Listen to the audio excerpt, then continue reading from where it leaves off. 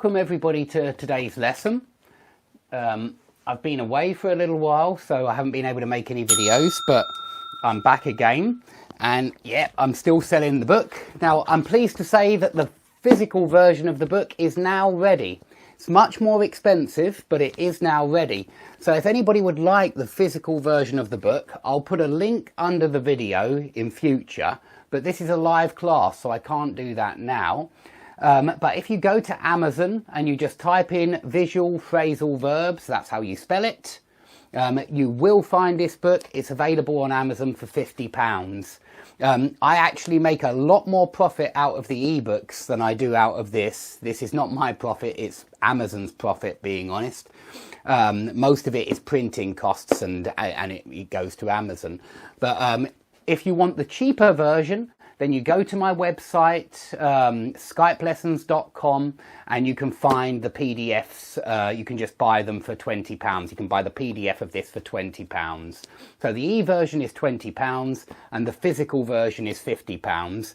I was going to split it in half and have two halves for a cheaper price, but I don't know really if that's interesting for anybody. So I'm not going to go through the bother at the moment, unless I get lots of people asking for just half of it for £30 or £35 or something like that. But the whole lot for £50, it's there on Amazon, and I'll put a link. But if you type in visual phrasal verbs on Amazon, you will find this book. Okay. And what we're doing today is phrasal verbs, and this is why it's connected to the book. And by the way, if anybody has already bought the book and they've had some problems, because I've had at least 40 customers already buy it, do get in touch if you've had any problems at all. Some people said that they didn't receive it straight away. Most people got it fine, no problems at all, but some people didn't. Well, that's no problem. Send me an email and I'll get it straight to you as soon as I get that email. So you won't be waiting 24 hours or anything like that. You'll be waiting an hour at the most. So we're doing phrasal verbs again. These are all from the book. They're from the course.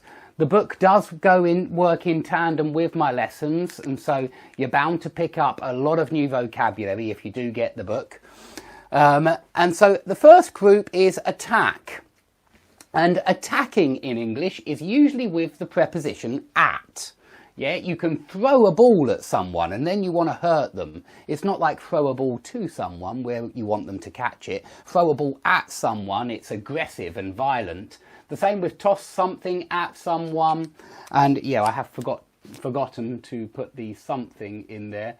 Toss something at someone, throw something at someone, kick something at someone. You can kick a ball at someone as well if you intend it to hit them and hurt them. But you kick it to them if you're passing it. Yeah, if you're a football player and you're passing the ball, you kick it to them.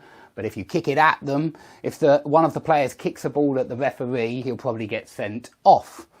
And you can shoot at somebody. Now, this isn't something. This is different, this one. Shoot at somebody, it means you're trying to kill them if you're shooting a gun at somebody. Or maybe you can shoot a bow and arrow as well. Shoot an arrow at somebody, but usually shoot at somebody. And if you shoot someone without the preposition, you hit them.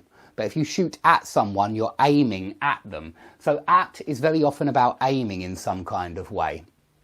Now, if you fly at somebody with a knife, or you run at somebody with a metal bar, or you come at somebody with a kosh, then you're attacking them in some kind of way. So these are all attack as well. And if you hit out at someone or lash out at someone, then it sounds like you're throwing punches at that person. And yeah, we can even say throw a punch at someone. So if you're hitting out at them or lashing out at them, you may be scratching, maybe even biting. You are attacking them in some kind of way. Maybe someone has attacked you, and so you're defending yourself. Okay, now all of the following are about coming together in some kind of way. So people can come together, people can get together for a family event. Perhaps it's some kind of festival and you come together to celebrate Christmas. Maybe Christmas draws your family together or brings your family together. So this one is transitive and this one is intransitive. come is very often intransitive. I've mentioned this in other videos. It's in the book as well. Don't forget the book. Buy the book. And these ones, bring is very often transitive. Come intransitive, bring transitive. Very often that's the case for a lot of phrasal verbs. Now, if you gather people together or marshal people together or get some friends together, you get the group together. It's when a person marshals people together into a group. A person rounds some friends up. That would also mean to gather people together into a group. And you might be rounding some friends up because you want to rope them into some kind of activity. You might need help with something, and so you need to rope a few friends in. Technically, this last one means to involve someone, really, in something. Involve somebody in something. Okay? Sorry about my writing today, it's not so good. Okay, we're on to appear or seem to be. Now, if you pass yourself off as somebody, you pretend to be that person. You disguise yourself as that person. Disguise somebody as something. So it's very similar to that one, to pass yourself off as somebody. And if you can pass as somebody, you look enough like them for people to believe that you are them. So I'm a twin, and a lot of people might say I could pass as my twin brother if I had long hair like he does. I'd need a wig, basically, but then I think I could pass as my twin brother. Now, if you have someone down as something, I should put something there really, it's usually an adjective. But not always. It could be a noun phrase, actually. Noun or adjective here. So if you have someone down as a good man, it means you believe them to be a good man. If you mark someone down as a nasty piece of work, it means you believe they're a nasty person. And if you put someone down as a generous person, it means you consider them to be a generous person. These are very similar to the ones down here, where you say, he strikes me as a good man. It's exactly the same, really. He strikes me as a good man, or he comes across as very polite, very pleasant. So he seems to be very polite, very pleasant. So that's a very useful one as well. Now, if you mistake somebody for a nice person and then you find out they're nasty, you've made a mistake. Yeah, you have made a mistake. So you can mistake somebody for someone, but you can also take somebody for someone. We often say, don't take me for a fool, and it means don't believe that I am an idiot. Yeah, don't take me for a fool. Yeah, don't mistake me for a fool, basically.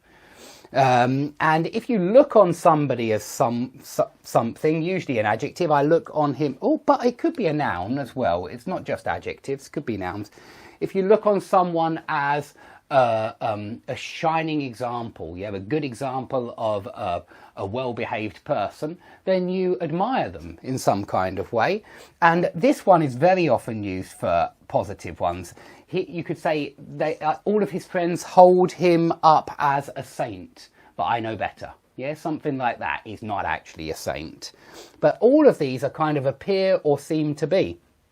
Now, responding to someone later, you can get back to someone basically by calling them back, and that's an obvious one there, call somebody back. But you can get back to them get back to them doesn't necessarily mean call them. It could mean write to them. It could mean speak to them face to face.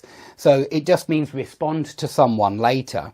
But if you follow up on a complaint, that means somebody has made a complaint and you're responding to that complaint. So you normally follow up on complaints, but you can also follow up on some feedback.